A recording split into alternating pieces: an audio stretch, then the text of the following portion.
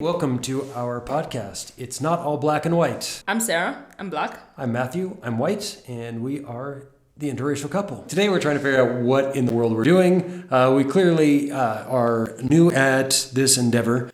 Just as a little side note, if you are one of the people who are watching this and not listening to it, I'm going to relax my forehead. It turns out I have a bit of a resting bitch face when I'm intensely listening to somebody, and I am going to make an effort to not look like I'm scowling at my lovely Cera.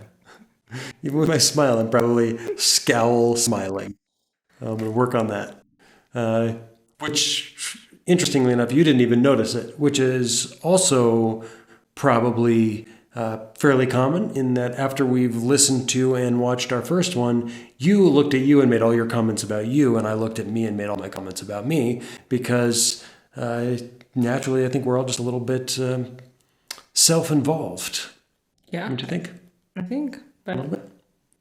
I literally did not notice. I think you were looking at me with tons of love. I was just looking at you with one side is tons of love and the other one is what's wrong with that guy, and weird hand movements and furrowed brows, sitting next to this just perfect, lovely woman.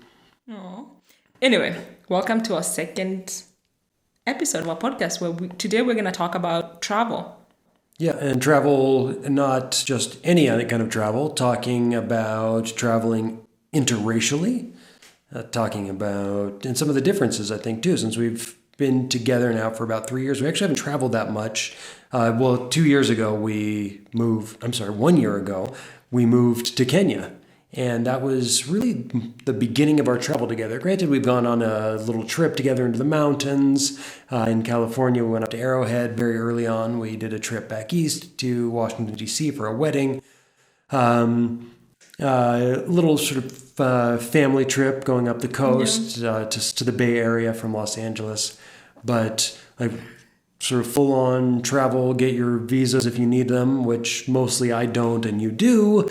But the buying of the airplane tickets, the figuring out where we're going to stay, all that stuff, that we hadn't really done. No, until very recent. Yeah. I hadn't really traveled until my late 20s. The only place I had ever been outside of Kenya was when I went to the border of Kenya and Tanzania. And then after that, the only actual travel that I did was moving and migrating from Kenya to the US. But you had done traveling way... I had, and I think it's kind of interesting. I'm curious what the numbers of Kenyans are with passports. In America, it's actually really low. Several years ago, and this might have changed. Now that Americans need passports to go to Mexico and Canada. But before that, it was 9% of Americans had passports. Wow. Right, which we think of, of Americans traveling a lot. Maybe part of it's a very big country. The two bordering nations, you didn't need a passport to travel to. But, but at the same time, I had a passport when I was 15 when I went to and traveled to Europe for the first time. About a year and a half after I had gone and lived in Mexico, and so I traveled outside the country for that too. So but I started earlier than you did. Yeah, I got my passport when I was 25. So 10 years after you got your first passport, and then getting the passport is one thing, because I need a visa to literally go anywhere. So let's talk about that even a little bit. Yeah, so I think what annoyed me is you don't know what you don't know. So I thought everyone goes through that process. I knew it was different for Americans, but I didn't know how different it was. And you're talking about what are you talking about exactly? The process of traveling. Okay. Once I got my passport, having a passport is one thing, but traveling is, as a Kenyan, was just impossible because I needed a visa, and the whole process is much longer than you. So I think I started understanding the difference of the way people travel once I moved to the US. And my first place to go to was Canada. And I remember going to Canada for a friend's wedding who I'd grown up with in Kenya. So she invited me. I was like, Vancouver is closed. It was only $300 for a ticket, and she was going to host me. I was going to stay with her. She was going to cover for food. So for me, it was just no-brainer. I was just like, and I really wanted to go to her wedding anyway. But I needed to apply for a visa before I... Even though you had a green card for the United States, you still needed a visa to go to Canada. Did I? I don't remember, actually. I just remember getting to Canada and being sent to an office, and the guy was like, "Why are you here?" And I said, "Oh, I was so excited." And I just remember, I explained to her, like, I'm here for a wedding, and I'm only here for a weekend because I have an exam on a Monday. I'm a student in America. And literally, as soon as I gave him my passport, his face just changed. Like, he was no longer like, he just looked at my passport and he was like, "Why are you here again?" And then I repeated myself the second time. And then he paraphrased the question and asked me why I had come to Canada the third time. And I had had a few like glasses of wine on the plane, so I was very chatty. And I was like, "Dude, I just told you, but you know, it doesn't, like, I'm on the side, like, I'm also a prostitute." And I thought I was making a joke, but he did not take it lightly, and he just sent me to like a different office, and I was there for an hour being interrogated.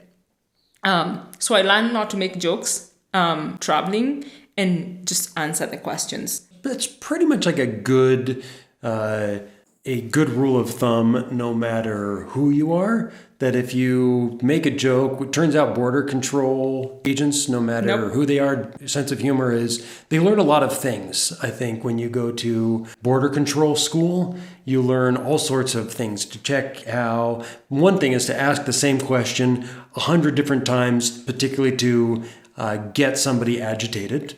Right? Because I think the idea is to figure out if somebody's lying. If you ask them in 100 different ways, if you look for inconsistencies. But they don't actually teach any sense of humor at all. None. That's not one of the... I learned that. Yeah. So you learned that the hard way. I did. That's probably a pretty good rule of thumb. Yeah, but after that, like, I was like, he eventually let me in. I think I got in Vancouver around 11 p.m. Have not made that joke. Got it. Okay. So that was Canada. And then, so obviously for me, when I go into Canada, nobody cares. I've been to Vancouver myself, and I never got interrogated. And it's interesting you say that, because one time when I was a teenager and I was coming back from Europe, and I saw Border Patrol treating this like small Southeast Asian man really just harshly and rudely. And I was just so angry and embarrassed about being an American when I saw that. It was just this little man who didn't speak English, and they were just giving him such a hard time. And I know that in the, 20 years or so since then, maybe not quite, no, definitely more than 20 years since then, American Border Patrol has shifted a little bit, because that was pretty bad PR. Like, nobody wants to see in their own name, right? As an American, the way that Border Patrol treats other people is kind of in my name, right? I pay taxes. I pay those people's salary with my taxes. I don't think people want to see that. They don't want to have somebody being treated poorly in their own name. And I think that's shifted a little bit. It has shifted, because for me, having traveled to all the countries that I've traveled to, the only place where I'm welcome, which is going to sound ridiculous, is the US. Like, every time I go somewhere and I come back to the US, in LA, the border patrols are so nice. Like, I've always gotten like, "Where are you coming from? Welcome back home."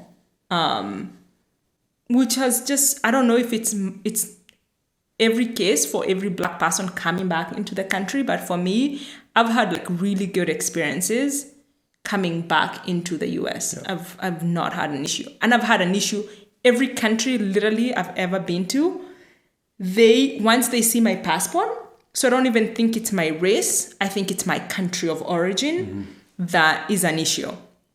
Like, I remember I went for a study abroad program in Hong Kong, and I went to the Chinese embassy in LA, and they're like, "We don't issue visas for Kenyan citizens in the US. You have to go back to your home country to get a visa to go to China. Luckily, Hong Kong and Kenya, I don't know, there's like some treaty that you can go without a visa. So I was lucky to be able to go, and UCLA also wrote me a letter. Someone from like the department called the Hong Kong embassy to ensure that I was able to get in. And this was once you were there or before you left? This is all before I left. Okay, like I was not gonna get on. I told UCLA, like, I am not gonna get on a plane because I get so many issues at the airport, and I was just like, I don't want to go, and then I'm sent back either to Kenya or back to the US. Anyway, so I was able to go to Hong Kong, but everyone was like doing these weekend trips to China, which I can do. Interesting. Yeah, got it. So before we traveled together, because the only sort of country that we've been to together that's not either the US or Kenya was Switzerland. Yeah, right? And right before we went to Switzerland, I was in France that summer. Being Kenyan, even though I had to apply for Schengen visa 5 months. No, it was 6 weeks before I left the US, and I had to. I think the visa cost like $100, and it was just not easy. Right, because you're going to France and Israel, right? So you had to send it to one embassy with a proof of ticket, then had to get it back, and then had to send it to another embassy and then get that back. And it came just a couple days before you had to leave. I know, and it cost the whole cost was unbelievable. That Americans can just wake up one morning and decide to travel. If I want to travel, like Israel, I had to plan a couple months in advance. It's not like I can just wake up and go. And I know it's not like I'm special, because a lot of people in the world don't have the same privilege of traveling. But being with you actually just makes you realize how much you don't have that privilege. Right. So when we were on our way here, we stopped in Switzerland, and we had to get the tickets. You had to send your passport to the Swiss embassy. You had to buy some sort of crazy insurance. Oh my God, yes. They made me buy insurance for $150 for being in Switzerland for one night. Mm-hmm. One night. And they were I don't know, if anything happens, You had to have, what was it, airlift out. Insurance. And I had to have $5,000 in my account too. Was one of the it wasn't a requirement, but they wanted to see my bank accounts. So I had to print out all my bank accounts to take to the embassy. No, I mailed it to the embassy in San Francisco. But you had to do nothing, and I just remember being this is so unfair that. No, I did have to do something. What did you have to do? I had to pay for the hotel and pay for dinner and everything in Zurich because because I didn't have to pay for visas and some sort of crazy medical insurance. I just felt it's fair that you, as a white man who makes more money, we're traveling together, you make more money anyway, and not just you make more money, men make more money. And then I have to pay for all these expenses, and I don't even make as much as you do. Yeah, it's also kind of interesting to me with the way it works with right, if you're from a very poor country like Kenya, usually, right, you have all of these extra fees. But me being from the US, I can.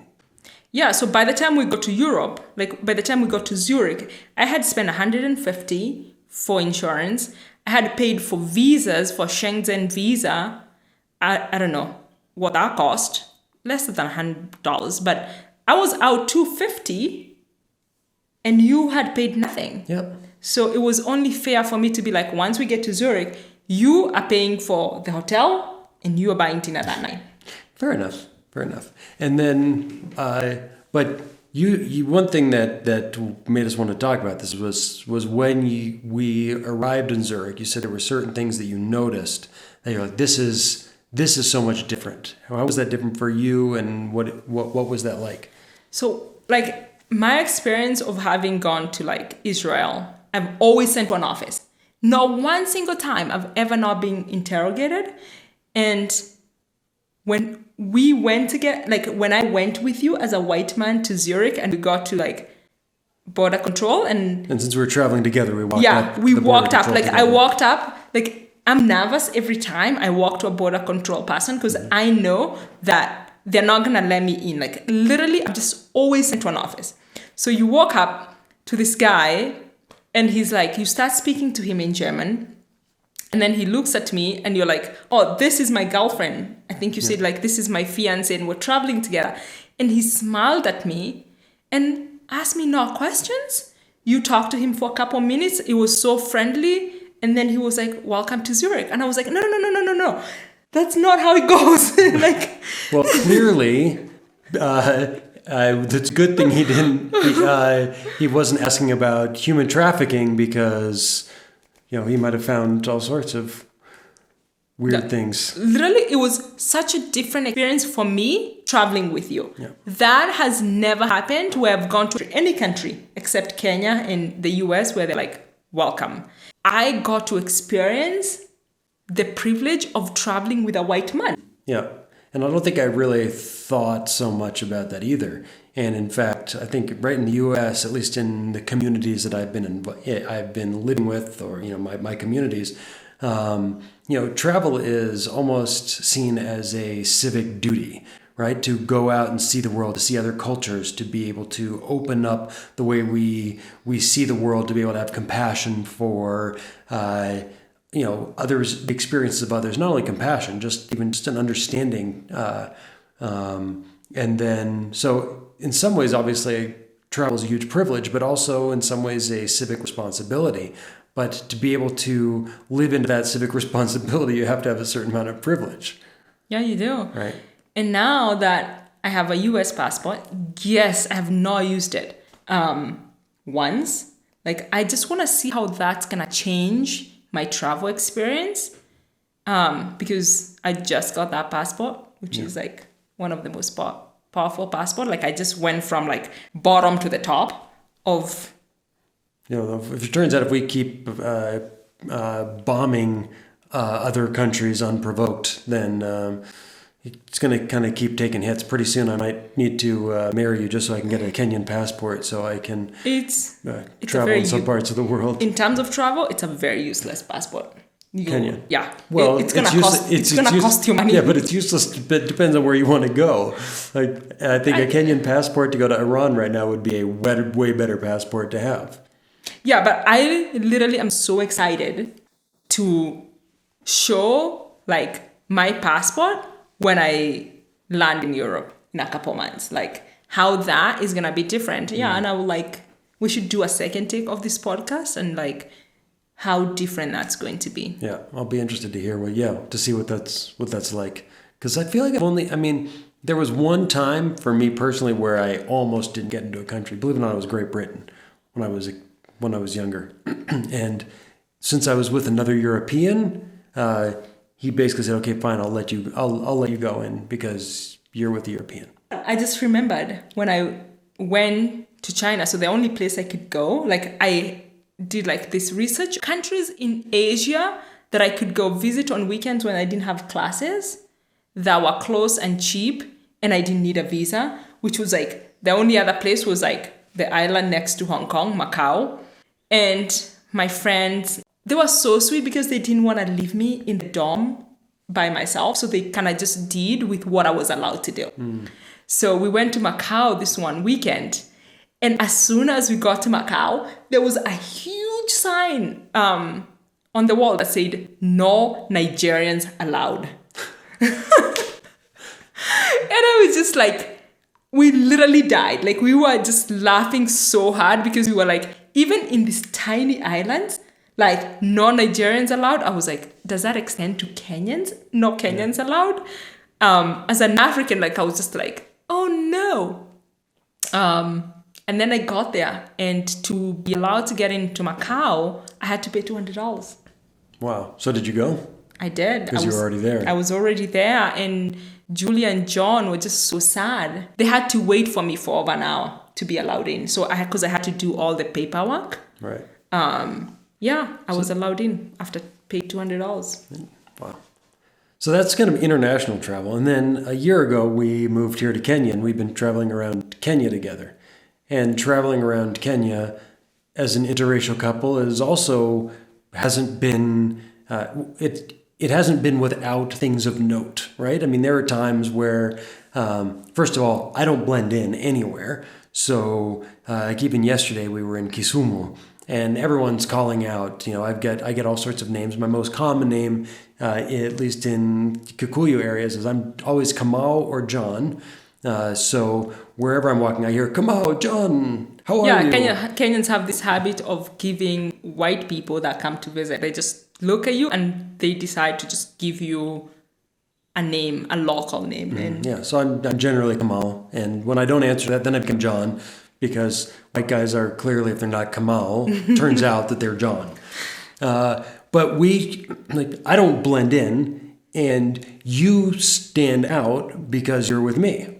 I do. And it's, in some ways, like sometimes I don't mind, but it's like annoying because I can just, when I'm traveling with you, I just can't be like a traveler. It's like, I am this girl with like this white man. Right. And people make comments, and we've had all sorts of things come up. I mean, nothing necessarily too negative, but things that have certainly ruffled your feathers. Yeah. Like, right. I think the assumption is that being in such a poor country, people see a white person and they see like wealth and money. Mm-hmm. And so there's like this, the assumption is like we have so much money and you are here to help in some ways. Right. Yeah. And so we kind of, so there's always like a ton of attention on us. Sometimes I just like traveling by myself because I don't get as much attention in the country. Like, it's so different. Like, my life being with you when it comes to travel, in some ways, like going to Europe and being outside of Kenya, I guess it's going to become easier as a white man. But traveling with you has, in Kenya, made it more, I would say, even harder for me. Like, it's not, I'm the girl with the mzungu. I'm the girl who's like translating when you can't, when people want to talk to you. And some places we go, like, people have never seen a white person, and kids are just like everywhere. Hi, mzungu. Hi, mzungu. Mzungu is the name that they call white people in Kenya. And it's just like... Right. Yeah, it makes it a little bit, I mean, it's like, I think at the beginning it's kind of, this is kind of, for me anyways, it was interesting though. Now that I kind of feel, that I've been here for a while and I get the sense of it's like being at home, I'm still always going to be a stranger in some ways. And I think one of the things about that is that there are plenty of Mzungus who live in Kenya. Many who've lived here since the colonial times, obviously, as in Nairobi in particular, a big sort of major global metropolis, people all over. But even here, I'm not the only white guy in Nakuru, but I am the only white guy who walks everywhere because I'm a walker. As you're talking, like, one of the things that just went through my mind is, like, I know that you being white and like it doesn't so much kind of like we don't think so much about it when we're together, but it does affect the, like, once we leave the house, like, it's something that we have to think about. Like, I'm reminded all the time, that you're white and I'm black, because when I'm walking with my cousins, I get it's very different. Right. So it's like, it's very different in very different ways in Kenya, where everyone's black. Except for... and then we go to Europe, and then it's also very different. But, but in the U.S., I mean, one of the things, too, is that happened to us, right? We went out for brunch, and we're sitting just having a nice time, and this woman, saw us holding hands, because it was brunch, and we were having a Sunday morning together, we were having mimosas, and this woman just randomly, unsolicitedly came up and was like, "You two are so beautiful." And we had that, remember when we went to Burning Man, and people even came, there was like, we were people were thanking you for being black and being in a place where almost everyone is white, because there are these white people who want to feel like they're really inclusive and they want to be really open to all races and all different flavors, colors, styles, beliefs, or whatever, right? And now we are separated ourselves because we go to this place where you have to be able to shell out like serious cash to go to Burning Man. There are not a lot of minorities, and so therefore it's this, oh, thank you so much for being here. And you and I get an attention. People look at us wherever we go. That time, that woman came and she was like, thank you so much for representing black people.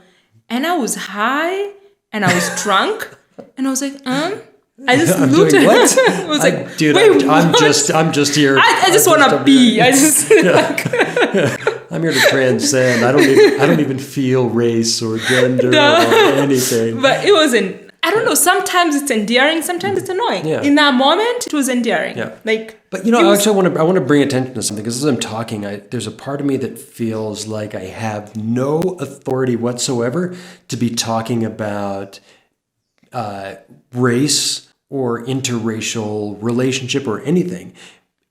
And I just want to bring attention to it, because I'm feeling like, what am I even... I don't even know if half of the things that I'm saying are wrong, are right, if I fully believe it, if it's politically correct, if it's insensitive, if it's insightful. I have no idea.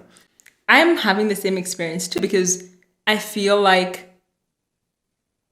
I am speaking as a black woman, but I'm actually a Kenyan woman. So for me, my experience of living in the US as an African is has to be very different. For sure. From African Americans. And I just want to be clear, like, I'm not speaking for every black person. Like, I'm just speaking for my own experience. Right.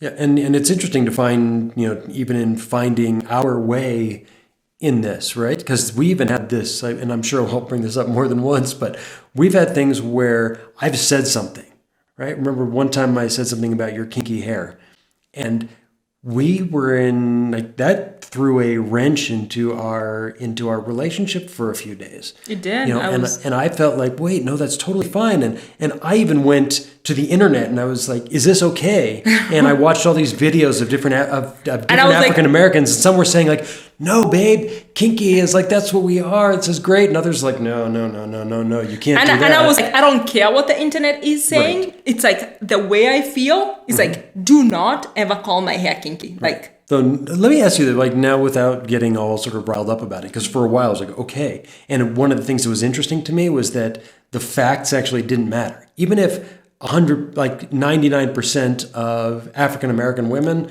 were like, yeah, that's it. If it didn't feel comfortable for you, then I need to respect that. But that also puts, that whole question puts like, what do you do with that? So I almost feel like it's a big question. But I want to ask you this, because in that moment, that was very much a truth, and it was your truth, and no amount of support from however many African American women on the internet was going to make you feel differently in that moment. But I don't know if that would be the same. I don't think that would be the same thing today. I honestly, answering that question, like, I still think, like, I don't want you to call my hair kinky. Like, there's something about that word that doesn't sit very well with me. Like, kinky black hair. Like, first of all, it's not a term that I knew until I moved to the US. The term doesn't exist in my native language and in the way we refer to hairs in Kenya. So until you called my hair kinky and I went to the US and I actually learned, it's a new term for me, that your hair can be kinky. And like, I also learned that was used and how it's used. So, but one of the things that I also found difficult about that is that, and I know this isn't the intention, I think this is actually a good thing to be discussing, but the sense of, now I need to be really careful if I talk about anything. And that actually didn't happen. We were actually really good about this stuff, right? Like, that was challenging for for us for a couple days. And even if it doesn't feel good to you at this point in the future, if it came up, we would actually have a conversation about it, and it would just be, I think it would flow.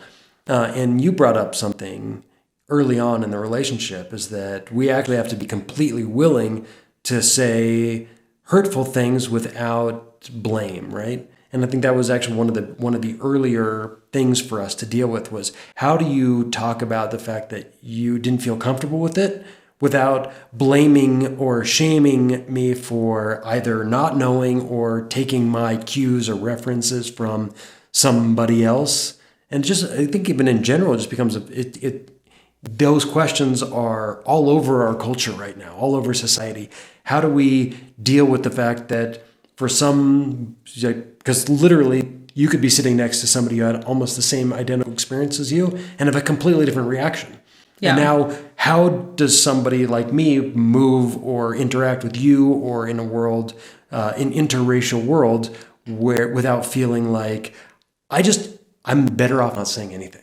And that's a danger. I think our agreement in that, and like my commitment as a couple, is like, I'm always willing. Like, I know that when you say stuff, like, you're just not like an asshole, I won't be with you. But I also, like, I feel like the agreement is that I'm always willing to listen, and you can say anything to me. But I also have to be able to say anything to you. Right. So when you say something that in terms of race that I don't agree with, like, I am going to say something, and you, in the same way, like, I'm not going to hold it against you. It's like, you cannot hold it against me. Right. You know, like, you have to be I have to be willing to understand where you're coming from, and you have to be willing to understand where I'm coming from. Yeah. Like, because stuff like that is going to come up in our relationship. Sure. You know, but I think, one other thing is that I think that stuff comes up anyways, only, no matter what kind of relationship you're in, but we get sort of this added layer. Right? Yeah. Because you have two people from different cultures coming together, two people from different families, two different genders, different understandings of gender, just different understandings of the world. And then we just get this additional added layer of one more potential complication to our interactions or our conversations. Yeah. Anyway, so do you want to go back to travel? All of these different ways of understanding or communicating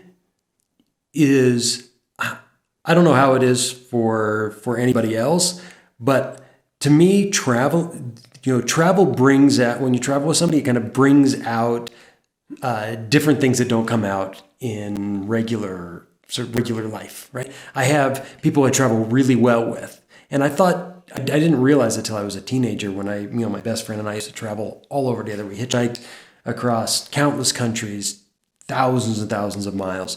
And then I went traveling with another friend, and it was a total disaster. And so it kind of I realized that in travel, it can bring out different and unexpected pieces. So even in that, do you see anything in our travel together that has been sort of amplified by the fact that we are an interracial couple? I don't know if there's like one instance that I see, but we haven't, I don't know. Yeah, I mean, because I even as I think about it too, I don't think know we where those travel well together. There is actually one thing though that's come up. I know, like what type of travel haven't we done together? The main one that we may never do together. Hiking. Backpacking and camping. And camping. I am not going camping. I grew up in. So like that's which at the very beginning I remember like that was challenging to me, and there's always this joke, right? Like that camping and backpacking is very much a white person's thing. Yeah, it's literally thing. I do not understand why I just don't understand camping. To me, when I travel, like, I want to go to a nice hotel. Like, I want to do nice things. I want to see the place. I want to, like, meet the locals. I don't want to go into like a forest and be there for 5 days. Like I don't get it, but that's just me. So I am not going camping. So, right. That's one thing that's come up, because actually, or even early on, I was like, that's actually really important. It's one of the things I love to do. And you're like, well, thank goodness you have a best friend and kids who like to do that. That means you get to do that with them and you get to do different things with me. Yeah. So that I'm not doing, but we're traveling soon. We're going back. We'll be in the US for 2 months. So we're going to do that together. Yeah. So we'll see how it goes. And we'll see how Europe treats me this time, coming with an American passport. Right. And how different that's gonna be. Well, I can tell you one thing: there's no $70 European passport that's needed anymore. God. There's no crazy extra travel insurance requirements. There's no having to buy your ticket and then making sure that you get your ticket and ship it off to the embassy with your passport for God knows how long, and hoping it gets back in time. And those days are gone. That'll be good. I know. I think in some ways sounds silly, and I always feel this is like I'm excited that I don't have to do that, but I'm also sad because I know so many people in the world will still get to experience what I was experiencing, and like moving up now, I just kind of feel like I've left that class of people, and it just makes me sad. Like sometimes I like being lumped with the people. Like I have. Yes, sometimes there is something about a certain privilege that can be almost frustrating, right? Because you're like, okay, this is great that I get this, but like, how crappy is it that I get this and others don't? Yeah, like what like, there's nothing special about me that now that I have an American passport, and a few months I didn't have it, and like others in the world, like it's almost like I'm like, I will use that passport, but I don't want to forget like what it used to be not to have it. Right. So there's like some sadness into that. Like I'm a little scared that I'm going to forget what it used to be like traveling with a Kenyan passport. Right. Which then also reduces compassion for what other people are going through and whatever else. Fortunately, we're going to have all of our own challenges and stuff to deal with. And we'll see how it goes moving forward. Yeah, so email us and tell us like how it is for your partner and you if you're in an interracial couple traveling the world together or separately. Yeah, all right. And then we'll see you or hear you again next week. Thanks for tuning in to It's Not All Black and White. I am Cera. I'm black. I'm Matthew. I'm white. This is the Interracial Podcast. Signing off for this week. We'll see you next time. Bye.